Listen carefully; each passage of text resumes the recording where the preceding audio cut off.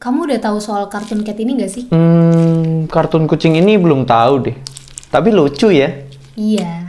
Tapi kartun cat ini walaupun kelihatan lucu, kamu kayaknya bakal takut deh sama kartun cat ini. Loh, kenapa? Ceritain dong. Oke, jadi dia ini adalah kucing hitam yang gede banget. Kayak makhluk humanoid, tingginya tuh bisa 9 kaki. Tapi sebenarnya dia bukan kucing beneran. Dan ini nih adalah sosok asli dari kartun cat.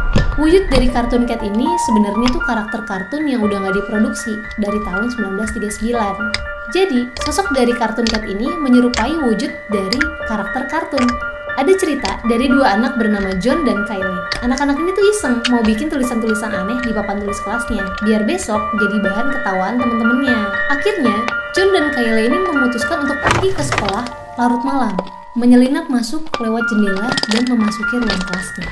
Saat mereka sedang melangsungkan aksinya, tiba-tiba ada bayangan hitam dari ujung kelas menarik Kylie. Dan sosok itu ternyata kartun cat.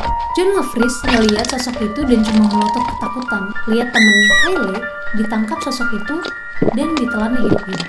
Gak lama John tersadar dan dia langsung lari nih ke luar area kelas. Kartun cat ini tuh ngejar si John dengan kakinya yang panjang. John terus lari menjauh dari kejaran si kartun cat.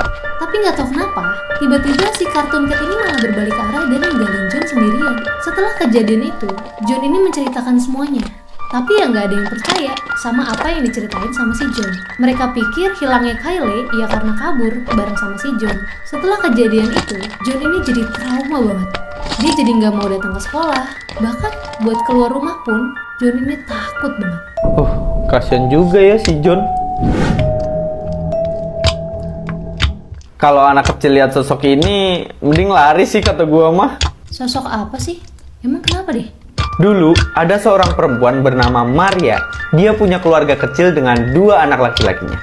Suami dari Maria ini punya pekerjaan yang mengharuskan dia sering berpergian. Sampai suatu ketika, suaminya ini nggak balik lagi. Maria hancur banget saat itu. Nah, patah hatinya Maria ini akhirnya malah berubah jadi sebuah kemarahan. Dan kemarahan itu dia lampiaskan ke kedua anaknya. Dia menenggelamkan kedua anaknya ke dalam sungai. Tapi setelah kejadian itu, Maria sangat menyesali perbuatannya. Berhari-hari ia murung dan sangat berduka. Sampai akhirnya dia memilih untuk menenggelamkan dirinya ke dalam sungai. Tapi karena itu, dia malah terikat di bumi karena rasa penyesalan dan amarah atas semua kejadian di hidup dan matinya.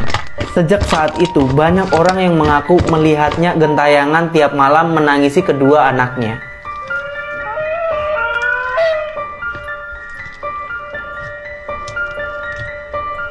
Beberapa orang juga bilang kalau dia akan menculik anak-anak untuk menemaninya di sana. Serem banget sih ini. Definisi penculikan antar dimensi.